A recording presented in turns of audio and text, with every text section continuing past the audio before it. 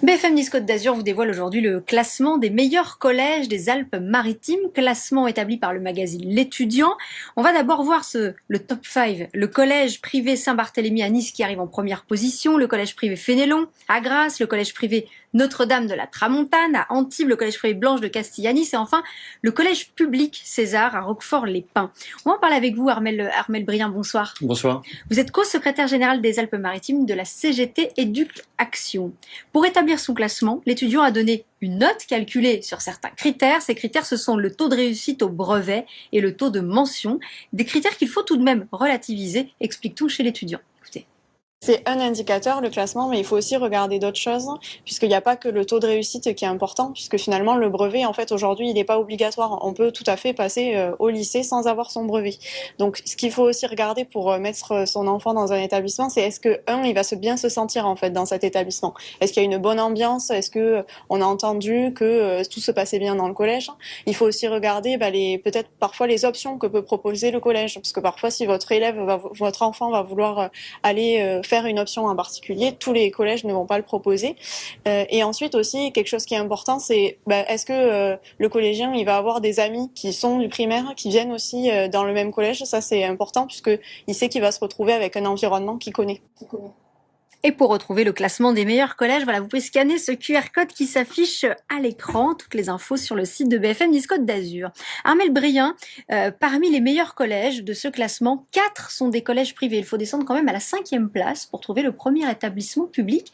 Est-ce que c'est quelque chose qui vous inquiète, qui vous surprend? Ah non, ça paraît totalement logique. En fait, ce qu'il faut voir dans ce classement, c'est que c'est pas un classement, et c'est surtout un classement, une cartographie, en fait, qui montre les inégalités sociales et territoriales, et que c'est un classement qu'il faut lire comme ça. C'est-à-dire que il ne répertorie pas essentiellement les meilleurs collèges en réussite, il répertorie surtout, et c'est comme ça qu'il faut le lire, la façon dont est structurée la cartographie sociale, et la façon dont sont structurées les inégalités sociales sur le territoire.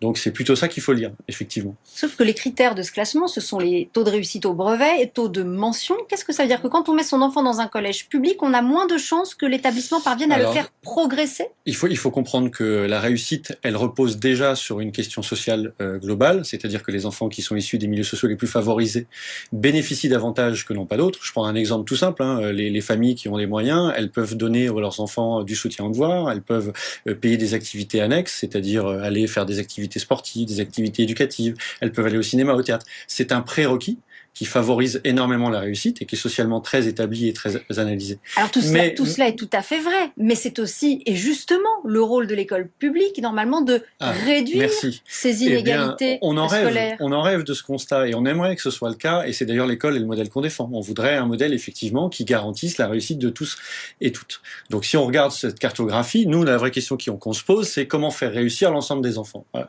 Donc si on part de ce postulat-là, c'est pas dans l'école concurrentielle qu'on est en train de développer. Et nous on cherche justement à ce que l'école soit beaucoup moins inégalitaire qu'elle l'est aujourd'hui et qu'elle l'est depuis ces dernières années, depuis 5 ans en particulier, où les inégalités se sont accélérées sur notre territoire.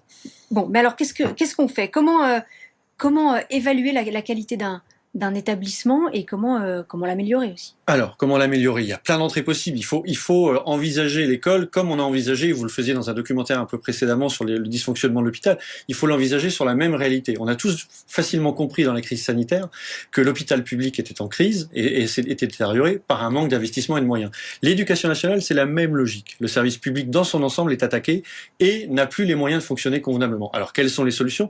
Il y en a des multiples. Il faut voir juste le système scolaire et l'éducation comme un énorme bateau qui prend l'eau de toutes parts et qui n'est tenu à flot que parce que les personnels s'investissent énormément.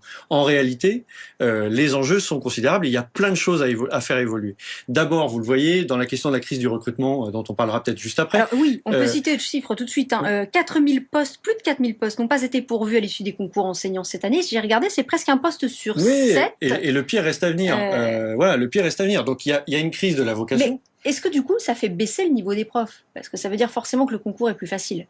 Alors non, parce que vous voyez que les concours aujourd'hui ne recrutent pas sur l'ensemble des postes qui sont disponibles. Ça veut dire qu'ils arrêtent le recrutement, même lorsque les postes sont disponibles. Il y a énormément, on prend le lycée professionnel par exemple en lettres histoire, on a eu autant de candidats que les années précédentes, mais moins de postes ouverts alors qu'il y avait des places pour en recruter davantage. Donc en fait non, il reste des places, il y a autant de candidats qui se présentent, mais il faut le voir aussi comme une casse annoncée, c'est-à-dire que on ne recrute plus d'enseignants titulaires parce qu'on préfère recruter du contractuel pour plein de raisons et qui sont à la fois financière, mais aussi parce qu'on veut se débarrasser progressivement du système public d'éducation. Donc on est en train d'organiser une école à plusieurs vitesses, une école Donc, privée. qu'est-ce que vous êtes en train de nous dire que, au fil des années, selon vous, si on refait le même classement des collèges dans les Alpes-Maritimes, c'est quoi? Les collèges publics vont continuer à descendre dans le classement? Mais c'est inévitable si on continue comme ça. Là, ce qu'il va falloir faire, c'est investir massivement dans l'éducation publique et arrêter justement cette casse du système public, bien entendu, comme de l'hôpital. Si vous voyez que l'hôpital dysfonctionne, c'est parce qu'il n'y a plus d'investissement, c'est pas parce que les infirmiers font mal leur travail. Donc il va falloir donner les moyens à l'école de fonctionner,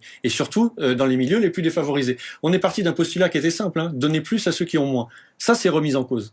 Donc ça veut dire qu'on avait concrètement analysé les problématiques sociales et on considérait qu'effectivement les enfants qui avaient le moins et qui bénéficiaient de moins d'avantages devaient avoir plus à l'école. C'est quelque chose qui est en train d'être remis en question fondamentalement par le gouvernement actuel. Alors, un mot quand même sur le public-privé. Le recrutement des enseignants, le concours concerne aussi les établissements privés. C'est pas le même concours. Voilà. Donc, les établissements privés aussi, j'imagine, souffrent du manque d'enseignants. Comment vous... Non, c'est pas le même fonctionnement. Il faut aussi réaliser que dans une école qui dysfonctionne telle qu'elle est aujourd'hui, une structure privée, en fait, elle base sa notoriété sur ses élèves, pas sur les qualités des enseignants. Si vous recrutez dans un seul bassin des gens favorisés qui ont les mêmes conditions sociales, bien sûr que le collège fonctionne très bien. Et que font-ils des élèves qui dysfonctionnent? Nous, Donc, on le ce que sait. vous me dites, ce ne sont pas forcément de meilleurs collèges. C'est ça que vous êtes en train de nous C'est dire. pas des meilleurs collèges, c'est juste qu'ils ont des très bons élèves parce qu'ils socialisent, c'est-à-dire qu'ils recrutent socialement en faisant des distinctions les enfants. Donc ils font un tri social et ce tri social leur permet d'avoir une réussite exemplaire. Un mot du dégel du point d'indice. Ça, c'est une mesure dont on a beaucoup parlé. Point d'indice des fonctionnaires dont va bénéficier les enseignants. Il est revalorisé de 3,5%. Est-ce que c'est quand même une bonne nouvelle et est-ce que ça peut encourager aussi, peut-être de futurs candidats au concours? C'est une triste nouvelle. Il faut penser que ce point d'indice est gelé pour toute la fonction publique dans son ensemble depuis 20 ans. Il aurait pu rester gelé. Oui, d'accord. Le manque à gagner, il est de 400 € pour chaque personnel. L'inflation cette année est de 5,2%. On a une augmentation de 3,5% en juillet, donc qui est pas en janvier. Donc bon, c'est une façon de faire croire à l'opinion publique que les enseignants vont bénéficier d'une augmentation. La réalité, c'est que nous, qui travaillons dans l'enseignement, mais tous les personnels de la fonction publique, sommes tout à fait conscients que ça n'est une augmentation qui ne sert à rien. Merci Armelle Brien d'avoir été notre invité ce soir. Je rappelle que vous êtes co-secrétaire général des Alpes-Maritimes de la CGT Éduc-Action. Merci d'avoir été notre invité. Et j'ajoute, pour être tout à fait complète, que la CGT et Solidaire ont appelé à une journée de grève interprofessionnelle le 29 septembre prochain sur la question des salaires. Exactement. Merci madame.